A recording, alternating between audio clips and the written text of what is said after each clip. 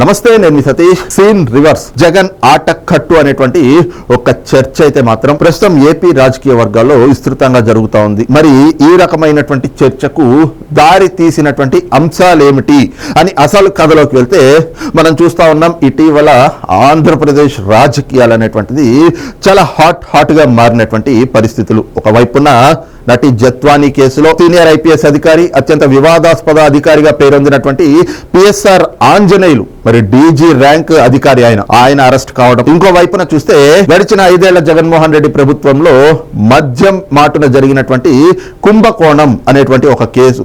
ఆ కేసులో చూస్తా ఉన్నాం, ఏదైతే గనక కేసిరెడ్డి రాజ్ దగ్గర మొదలైనటువంటి అరెస్ట్ల పరంపర ఈ రోజున తాడేపల్లి ప్యాలెస్ ని కూడా తాకబోతా ఉంది. సెగలు అనేటువంటి వాదన కూడా వినిపిస్తున్నటువంటి క్రమంలో మరి ఈ చోటు చేసుకుంటున్నటువంటి పరిణామాలే జగన్మోహన్ రెడ్డి సీన్ మొత్తం కూడా రివర్స్ చేసినాయి, ఆయన ఆట కట్టించినాయి అనేటువంటి అంశానికి దారితీస్తా ఉన్నాయి. అయితే దీనికి సంబంధించి పూర్తి కథ ఏమిటి అని చెప్పి ఒక్కసారి చూస్తే జగన్మోహన్ రెడ్డి రాజకీయాన్ని గురించి కూడా ఇక్కడ క్లుప్తంగా విశ్లేషించుకోవాల్సినటువంటి అవసరం ఉంది. 2019లో అధికారంలోకి రావడం కోసం మరి జగన్మోహన్ రెడ్డి ఆనాడు పాదయాత్ర సమయంలో మనం చూసాం, ఆంధ్ర రాష్ట్ర ప్రజలకి వాళ్ళని మభ్యపెడుతూ, వాళ్ళని మోసం చేస్తూ, ఆనాటి తెలుగుదేశం ప్రభుత్వం పైన విషం చిమ్ముతూ, అసత్య ప్రచారాలు చేస్తూ, మరి ప్రజలకి కూడా మోసపూరితమైనటువంటి హామీలు ఇస్తూ, వాళ్ళని నమ్మబలికి, కనిపించిన వాళ్ళకి కనబడని వాళ్ళకి అందరికీ నేను అధికారంలోకి రాగానే మీకు అరచేతిలో వైకుంఠాన్ని చూపిస్తా అన్నాడు. ఆనాడు మనం చూసాం ఎన్నెన్ని హామీలు ఇచ్చారు. ఒకవైపున ఏదైతే గనక అధికారంలోకి వచ్చినటువంటి వారం రోజుల్లోనే సిపిఎస్ రద్దు చేస్తా ఉన్నారు, ఉద్యోగులను అయితే గనక నెత్తిని పెట్టి చూసుకుంటా ఉన్నారు, ఇక పెన్షన్ ఏకంగా 3,000 రూపాయలు పెంచుకుంటా పోతా ఉన్నారు. అప్పటి కూడా ఏదైతే అప్పటి వరకు ఉన్నటువంటి తెలుగుదేశం ప్రభుత్వం పైన కూడా అనేక విష ప్రచారాలు చేశారు, అసత్య ప్రచారాలు చేస్తూ, అనేకమైనటువంటి ఆరోపణలు చేస్తూ, ప్రధానంగా చూసుకుంటే అమరావతి పైన ఎంత విషం చిమ్మారు వైఎస్ఆర్ కాంగ్రెస్ పార్టీ నాయకులు. జగన్మోహన్ రెడ్డి అక్కడే ఇల్లు కట్టుకుంటా ఉన్నాడు తాడేపల్లిలోనే, కాబట్టి అమరావతి రాజధానిగా ఉంటుంది అని చెబుతూనే అమరావతిలో ఆనాటి తెలుగుదేశం ప్రభుత్వం, ఆ ప్రభుత్వంలో ఉన్నటువంటి కీలకమైనటువంటి వ్యక్తులు, తెలుగుదేశం పార్టీ నాయకులు ఇన్సైడర్ ట్రేడింగ్ కి పాల్పడ్డారు, 4,000 ఎకరాలు ఇన్సైడర్ ట్రేడింగ్ కి పాల్పడ్డారు అని చెప్పేసి ఒక అసత్య ప్రచారాన్ని తీసుకొచ్చి ప్రజల్లోకి దాన్ని విస్తృతంగా తీసుకెళ్లారు, ప్రజల్ని నమ్మించారు. ఇంకో వైపున చూస్తే పోలవరం పైన, దానిపైన కూడా అక్కసును వెలగక్కారు. పోలవరం ముఖ్యమంత్రి చంద్రబాబు నాయుడు గారికి ఏటీఎం లా మారింది, కమిషన్లు దండుకుంటా ఉన్నారు, దాని పేరిట అవినీతికి పాల్పడతా ఉన్నారు, కుంభకోణాలకు తెరలేపుతూ ఉన్నారని చెప్పేసి పోలవరం ప్రాజెక్టు పైన కూడా అనేక విష ప్రచారాలు చేశారు.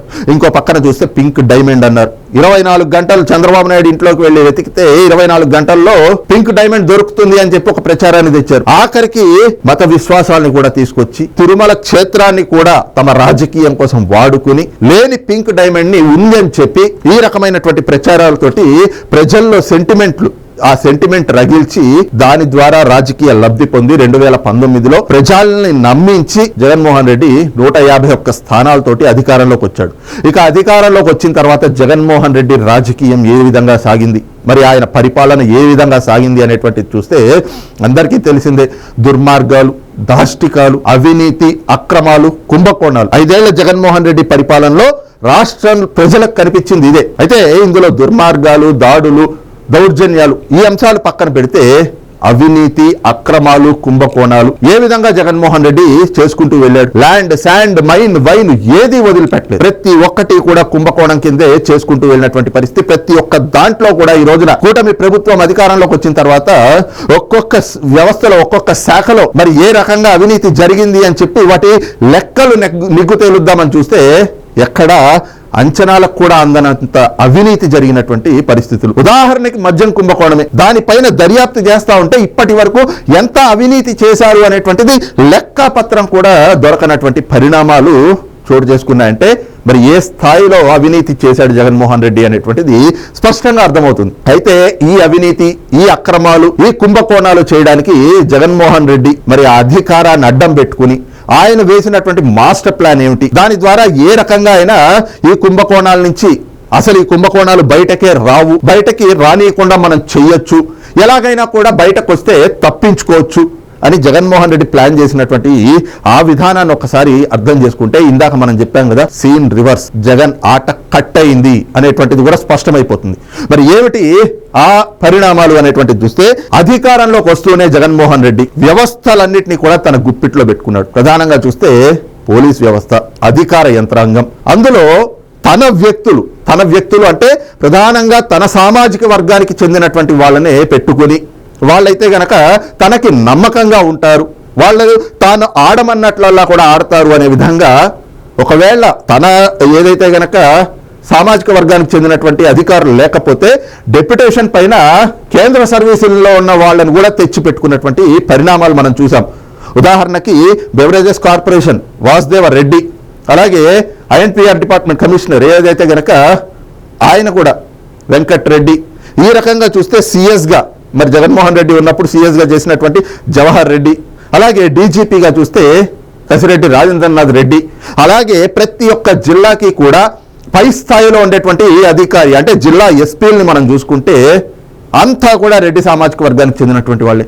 ఎక్కడైనా రెడ్డి సామాజిక వర్గానికి చెందినటువంటి వాళ్ళు లేకపోతే గనక అక్కడ డిఎస్పీలని, సిఐల్ని, ఇలాంటి వాళ్ళందరినీ కూడా తన సామాజిక వర్గానికి చెందినటువంటి వ్యక్తులను పెట్టుకొని, తద్వారా కింద స్థాయి వాళ్ళంతా కూడా మరి ఆ అధికారి మాట వింటారు. ఆ అధికారి జగన్మోహన్ రెడ్డి ఆడమన్నట్లల్లా కూడా ఆడతారు అని చెప్పి భావించి మొత్తం వ్యవస్థలన్నిటిలో కూడా తన సామాజిక వర్గానికి చెందినటువంటి వాళ్ళని పెట్టుకుని, ఇంకోవైపున జగన్మోహన్ రెడ్డి చేసేటువంటి అవినీతి మొత్తాన్ని కూడా అవినీతి చేసుకుంటూ వెళ్తూ వాటిలో అధికారుల్ని కూడా భాగస్వామ్యుల్ని చేస్తూ, అంటే రేపు ఎక్కడైనా కూడా ఈ అవినీతి బయటపడడం అంటే అధికారం పోయి అవినీతి బయటపడితే ఆ అధికారులు కూడా ఇరుక్కుంటారు కదా.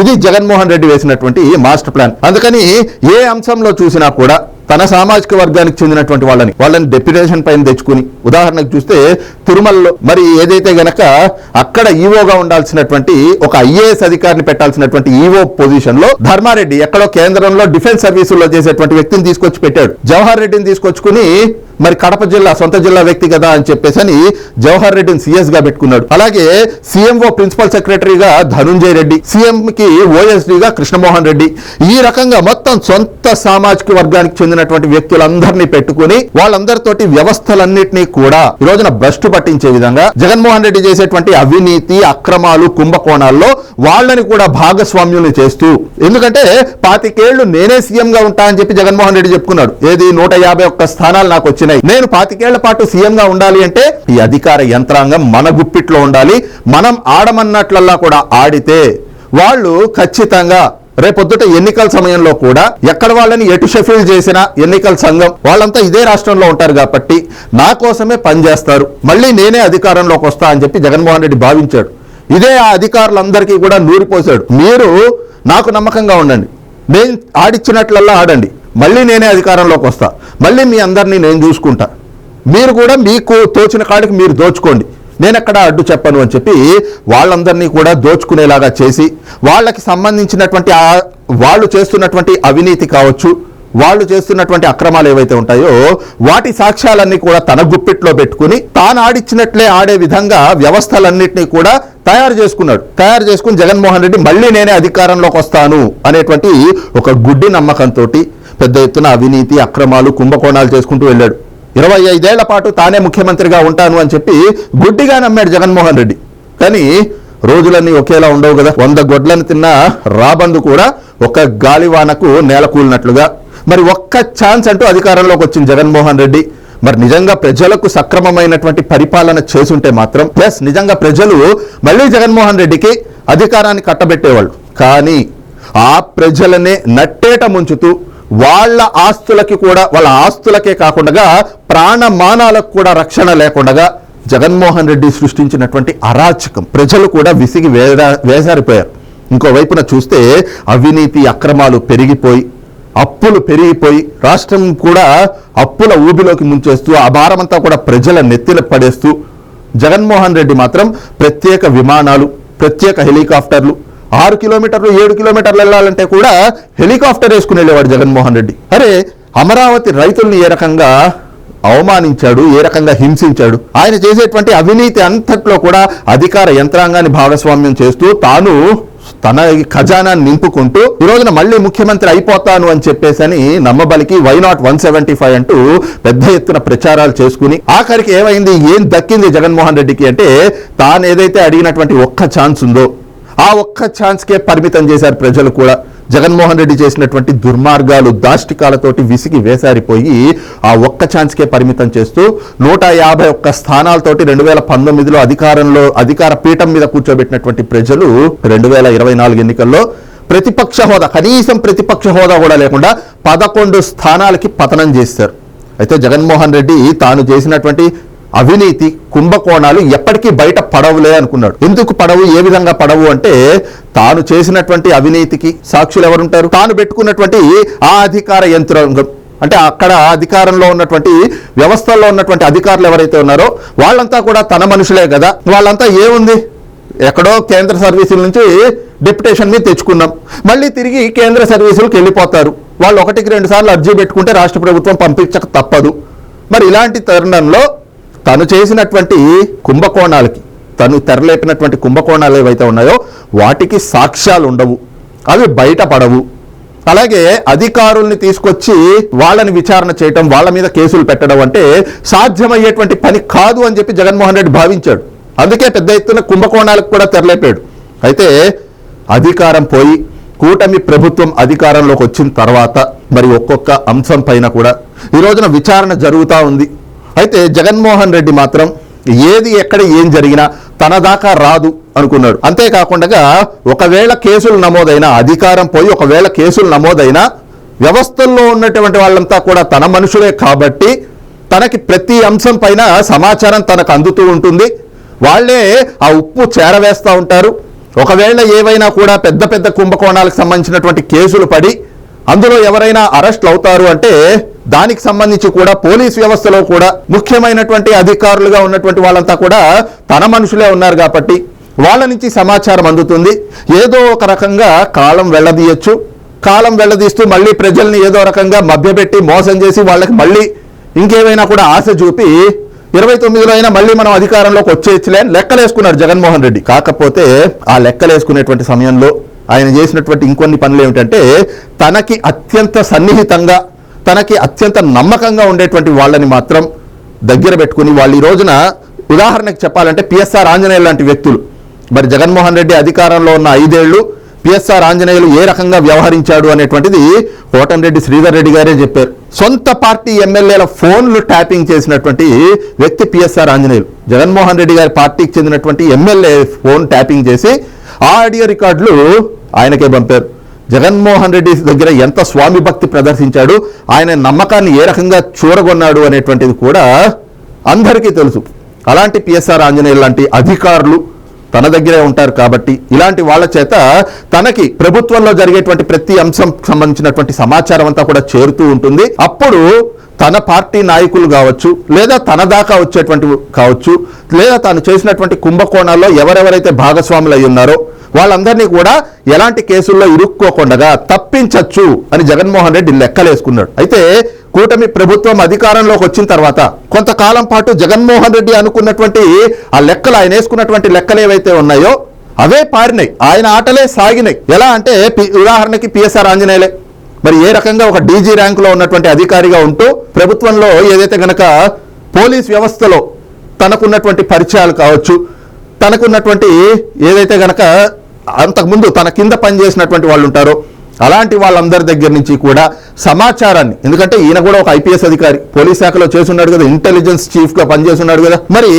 ఆ పోలీసులతో ఉన్నటువంటి సాన్నిహిత్యం కావచ్చు, వాళ్ళతో ఉండేటువంటి సత్సంబంధాలు కావచ్చు, వాళ్ళ దగ్గర నుంచి సమాచారాన్ని ఎప్పటికప్పుడు సేకరిస్తూ ఎవరెవరు అరెస్ట్ కాబోతా ఉన్నారు, ఉదాహరణకి వల్లభనేని వంశీ అరెస్ట్ కాబోతా ఉన్నాడు, ఆయన పైన కేసు నమోదు కాబోతా ఉంది అంటే ఏదో రూపంలో ఎవరో ఒకరి ద్వారా సమాచారాన్ని తెప్పించుకోవడం, ఆ సమాచారం తనకు చేరిన తర్వాత దాన్ని వల్లభనేని వంశీ అండ్ టీంకి చేరవేయటం, వల్లభనేని వంశీ పరారైపోవటం.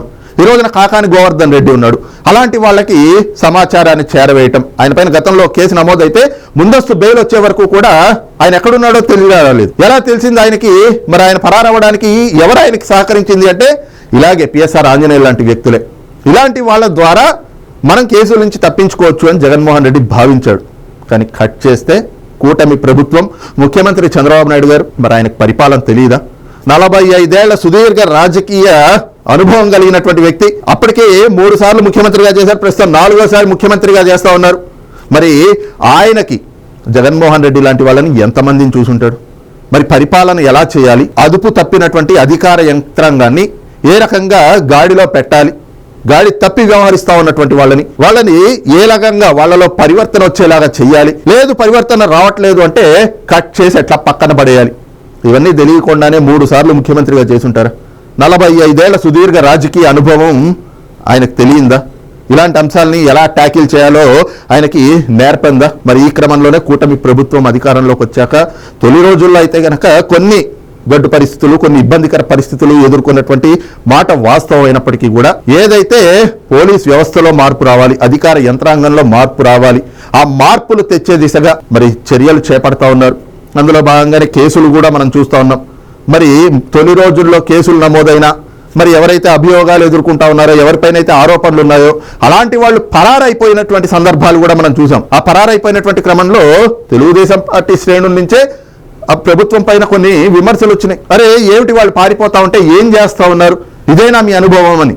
కానీ అలా కాదుగా, ప్రతి ఒక్కటి కూడా ఒక లెక్క ప్రకారంగా ఫిక్స్ చేయాలి అని చెప్పి కూటమి ప్రభుత్వం నిర్ణయించుకుని జరిగినటువంటి కుంభకోణాలన్నీ కూడా వెలికి తీస్తూ వాటికి సంబంధించినటువంటి పూర్తి ఆధారాలను కూడా తీసుకున్న తర్వాత ఒక్కొక్కరిని ఫిక్స్ చేస్తూ ఉన్నారు.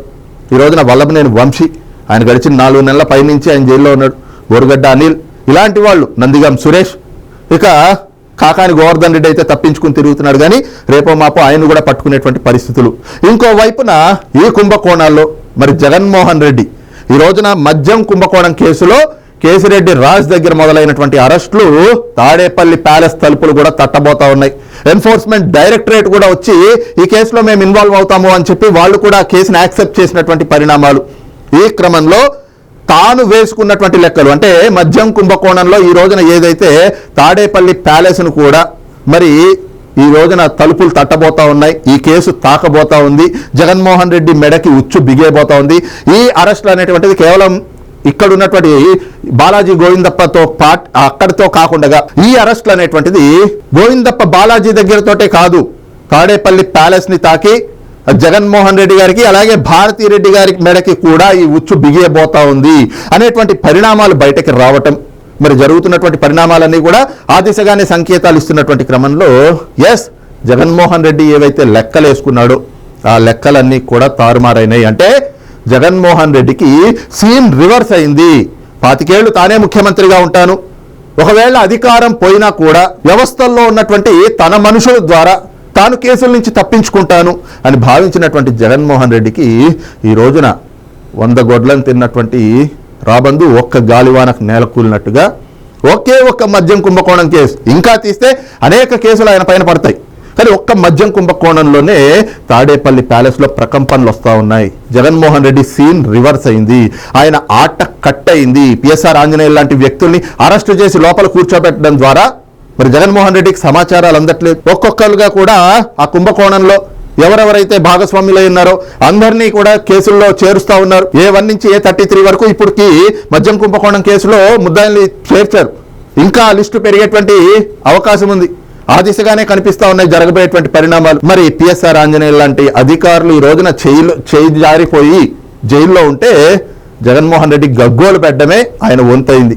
ఈ క్రమంలోనే జగన్మోహన్ రెడ్డి వేసుకున్నటువంటి లెక్కలన్నీ కూడా తప్పాయి, సీన్ రివర్స్ అయింది, జగన్మోహన్ రెడ్డి ఆట కట్ అయింది అనేటువంటి ఒక వాదన కూడా ఏపీ రాజకీయ వర్గాల్లో చాలా విస్తృతంగా జరుగుతూ ఉంది. మరి ఈ అంశం పైన మీ అభిప్రాయం ఏమిటనేటువంటిది కూడా కింద కామెంట్ సెక్షన్లో మెన్షన్ చేయండి. Thank you.